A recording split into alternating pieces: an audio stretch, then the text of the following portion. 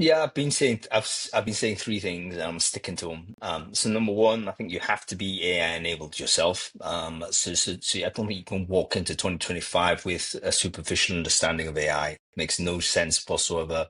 We know actually in interviews from companies that do interview intelligence sort of analysis, meaning they record interviews and do analysis of the transcription.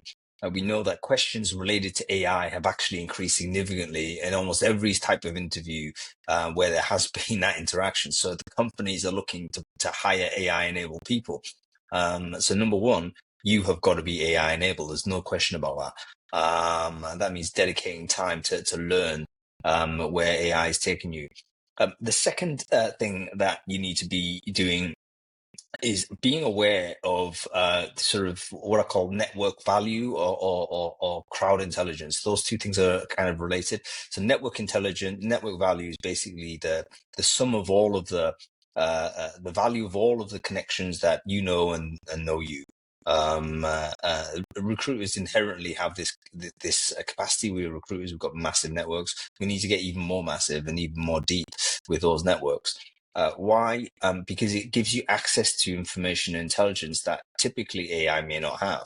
And still we have that. For instance, you look at if you're part of any community or any group, very often you'll have questions that are trying to tap into that crowd intelligence. You know, people have a problem, they're asking questions, they want to solve this, and then a bunch of people might pop in and say, "Oh, have you thought about this?" And it's very interesting to see that behavior because you ask the question, why have they not asked that into a search engine, or why have they not asked that into an AI?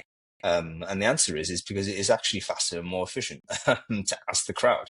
Now, there's people out there that have got very good crowds. So the quality of the crowd that you're part of and the quality of the intelligence you're able to extract from that, I think gives recruiters a leading edge. Now, from a recruiter point of view, there's two sorts of crowds you've got to think about. People in your industry, so other recruiters that are trying to tackle this issue, or whatever issues you have, but also within your candidate group as well. If you're a specialist in a vertical, there's another opportunity for you to build domain expertise and to build a crowd there as well. So building crowd intelligence, getting access to that network value, huge part of what recruiters could do 2025, that will be a difference. I think companies will recruit individuals with high network value. They'll start calculating that. They'll start looking at you and think, hang on, is Hung just this, a capable individual, or does Hung also come with this huge network that, potentially can give us undefined value going forward? So build network. Third thing, I think, and the last thing is building personal profile. This is back to 2020, 2000 and 2000s era personal branding, where essentially you've got to be able to be very conspicuous as a human being. So I've got a theory that communications will quickly become dominated by AI generated, sort of an AI assisted commentary. We've already seen it, right? Most emails you receive, at least half of them, you might say, is that being supported by AI? Every single email service will say, "Would you like to rewrite this with AI?" So pretty much loads of times we're going to say, "Click on this."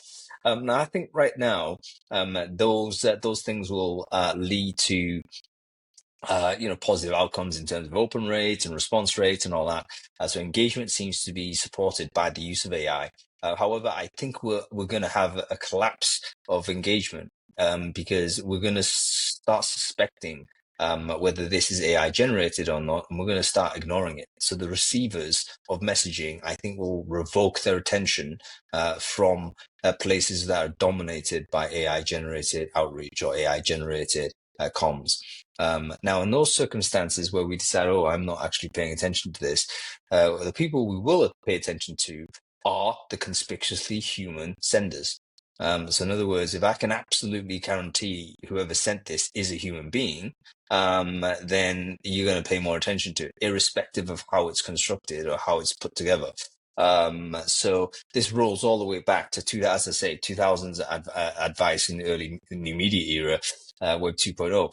Build personal profile, but do so as a true human being, and I think that gives you a better chance of surviving this cliff, where human beings will revoke attention from things that we suspect might be AI generated.